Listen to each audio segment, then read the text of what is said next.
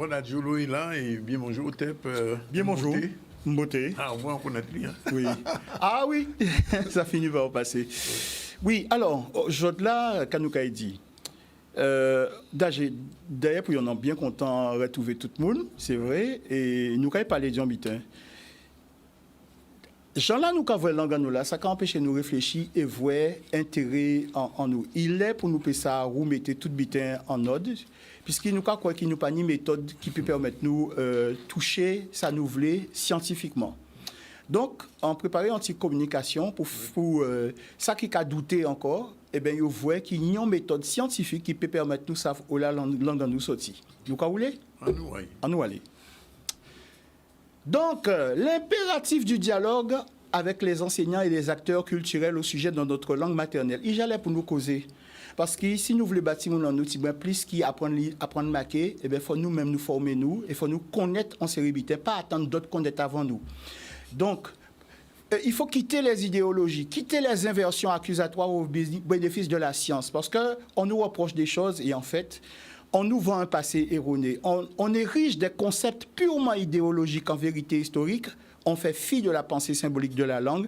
On préfère raisonner selon la théorie des mélanges, la théorie des apports, qui n'ont rien à voir avec la linguistique, pour nous vendre une espèce de construction vraiment idéologique, mais aussi fantasmagorique de notre langue. Et on mélange génétique et linguistique, ça n'a rien à voir. Donc aujourd'hui, il faut mettre du milieu dans tout ça. Tout ça, il faut oublier tout ça. Cette approche-là, parce qu'elle nous déroute, elle nous désoriente. Je vais rappeler, la méthode linguistique descriptive utilisée par nos détracteurs ne permet pas de connaître le passé d'une langue. C'est très important ce que je dis. Elle ne sert qu'à décrire l'existence d'une langue. Seule la méthode comparative historique en marquée en rouge est habilitée à connaître l'origine, le passé, l'histoire d'une langue. La parenté génétique obéit à des lois de mutation phonétique stables et constantes dans le temps. Il faut écarter les mots d'emprunt, donc le français et tout ça, les termes français, les correspondances fortuites, le hasard, les correspondances de surface. Beaucoup de travaux qui sont poursuivis aujourd'hui, c'est correspondances de surface. Nous avons vu un mot dans la langue, nous avons vu dans la langue, nous avons dit, ah, eh bien, c'est là qu'il est sorti. Non, non, non. Bien là, ça peut faire avec 10 000 langues assis la terre et il est marché. Donc, en réalité, on aura l'occasion de revenir sur ce point-là particulièrement. Mais il faut sortir de cette vision-là si nous voulons vraiment donner un contenu pertinent à nos enfants. On a tout un travail de reconstruction du contenu pédagogique qu'on doit faire concernant notre langue. Et il y a moyen de savoir, par une méthode, et je vais vous montrer comment elle se déploie, il y a moyen de trouver et de comprendre comment une langue se déploie dans le temps. Une langue a une histoire. Regardez, on va partir des langues européennes. 5 langues européennes. Regardez, le français dit dans, l'italien dente, l'anglais tous, le néerlandais tante et l'allemand san. On serait tenté de dire que ce sont des langues différentes qui n'ont pas de parenté génétique. Mais comment on peut approcher cette question et vérifier qu'il y a une parenté génétique? Eh bien, il faut dégager des lois qui sont constantes. C'est-à-dire l'évolution de cette langue doit obéir à des règles qu'on peut retrouver, quel que soit le mot considéré dans ces langues quand on les compare. Alors, vous voyez qu'en français, le mot « dans », eh bien, la consonne préfixe, c'est un « D », mais en anglais, c'est un « T », et en allemand, c'est un « Z ». Alors, on pourrait penser que ce sont des langues qui diffèrent. Est-ce que cette loi est constante? Est-ce que loi-là, c'est constant? On aurait pu trouver plein d'autres exemples à vous montrer. Je vais prendre simplement le mot « 10 » que je vais ajouter, et on va vérifier. Regardez bien, vous tous, vous êtes étudiants, vous êtes enseignants de la langue créole, comme vous l'appelez. Regardez, quand la série que j'ai montrée, le comparatif entre le mot « dans » et le mot « 10 » montre que la correspondance est régulière parce que vous voyez que c'est toujours le même « T ». Hein, l'anglais dit « tous », il dit « ten ».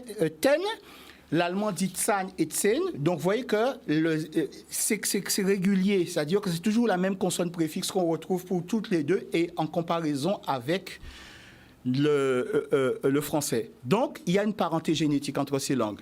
Qu'en peut-on dire pour les langues Congo? Regardez, nous, cet animal, on l'appelle Congolio.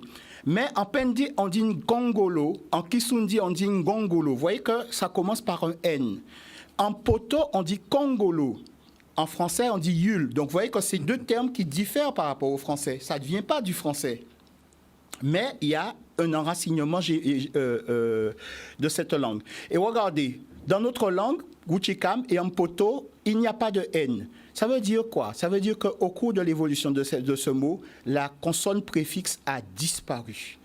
Est-ce qu'on peut vérifier ce phénomène? Est-ce qu'on peut vérifier que cette loi est constante et vérifier qu'il y a une parenté génétique? Regardez, on va prendre le mot agoulou, le mot guimbo, le mot ougan et le mot glo qui désigne l'eau pour certains d'entre nous chez nous. Regardez que les termes français diffèrent. Eh bien, vous allez voir que majoritairement, vous avez une consonne préfixe. Mais regardez, pour guimbo et glo, il n'y a pas de consonne préfixe. En kung, il n'y a pas de consonne préfixe. Mais partout ailleurs, regardez, les mots commencent, pour désigner la même réalité, commencent par une consonne préfixe. Mais il y a encore mieux. Vous allez me dire que ce n'est pas régulier parce que là, agoulou commence par une voyelle A et ougan commence par un OU. Eh bien, on s'aperçoit que ceci dit quelque chose de l'histoire et de l'évolution de la langue dans le temps, de ce terme dans le temps. Et donc, ceci montre que c'est régulier. Ça pourrait paraître une exception, mais cette exception, elle doit pouvoir s'expliquer. Alors, quelle est la conclusion qu'on peut faire? Quand un mot avec une consonne préfixe des langues congolaises arrive dans notre vocabulaire, ce N devient soit une voyelle, A, agoulou, soit une semi-voyelle ou semi-consonne, ougan. Mais aussi, la consonne peut disparaître totalement. Et donc, on peut montrer qu'il y a une parenté génétique. La consonne préfixe N, voilà la loi, dans les langues bantoues, commence par muter en voyelle, en semi-voyelle, puis finit par disparaître totalement. Voilà le schéma. Donc, on peut connaître le passé de notre langue. Mais aussi, on peut prédire que le mot agoulou dans notre langue va devenir un jour goulou. Et vous voyez qu'en français, c'est déjà fait, parce qu'ils disent goulu. Vous voyez? Ça veut dire que nous ne sommes pas sur les mêmes stades d'évolution que le français. Et on a un précédent. Le mot en langue Congo, ngouti, est devenu chez nous agouti, et ensuite gouti. Et on a des témoignages. Il y a une célèbre comptine, gouti coupé bois, diablesse chaéli. Donc on sait qu'on dit tantôt agouti, mais on dit aussi gouti. Et donc, on peut inscrire notre langue dans une continuité historique longue, depuis le bassin des langues congolaises jusqu'à aujourd'hui. Et on peut même prédire comment ces mots vont évoluer. Qu'en est-il du copte et de l'égyptien ancien? Est-ce qu'on peut retrouver ces mêmes comparaisons? Regardez. J'ai pris 3 mots. Le mot pour dire pur, le mot pour dire beaucoup, nombreux et le mot pour dire grand. Vous allez voir que il y a une correspondance. Hein, et on va voir que le A de l'égyptien ancien, qu'on retrouve dans Wab, qu'on retrouve dans Aha ou dans Acha, eh bien, il mute et il prend ce qu'on appelle une consonne prosthétique, c'est-à-dire une consonne qui vient s'adjouter au A pour renforcer la vocalisation. Et donc, vous allez voir qu'en copte, on dit wab. Chez nous, on va dire wabap. On ne sait pas que ça veut dire pur. Et ça veut dire que, que ça nous rattache à une dimension sacrée et initiatique de notre langue. Le mot achat de l'égyptien ancien est devenu achaï. Il y a une erreur au niveau de la consonne. Et puis devenu enchaï chez nous. Regardez bien. Donc ce A-là a muté. Vous regardez encore. Et il est devenu tantôt un A ou tantôt un an. Par exemple, c'est un mot que j'avais collecté. Grand hihan pour parler d'un grand lécopêche. Hein. On l'a gardé et tel quel. Donc, l'histoire, on peut retracer l'histoire du pronom personnel de notre langue parce que quand l'égyptien dit I, eh bien ce I va devenir un A. En copte, on va dire Anouk. En banda, on va dire A ou Wa. En langue gassi, on va dire A ou Wa. Et chez nous, on va dire soit A, soit An, soit Wa. Donc, quelle est la conclusion? la parenté génétique entre le Wuchikam, les langues africaines modernes, est scientifiquement démontrée. La parenté génétique entre le Wuchikam, l'égyptien pharaonique et la langue copte est scientifiquement démontrée. C'est la pensée symbolique africaine qui explique les caractères linguistiques, sociologiques et anthropologiques de notre langue. La base, en tout cas, la langue dite créole ou Wuchikam est une langue africaine. Pour démontrer que nous nous trompons ici, nous sommes ouverts au dialogue, venez débattre. Venez avec des arguments scientifiques. Mais pour montrer qu'il y a une incidence des langues indiennes, des langues amérindiennes ou du français, il faut être capable de faire cette même analyse. Et là, je vous mets un petit billet pour le défi.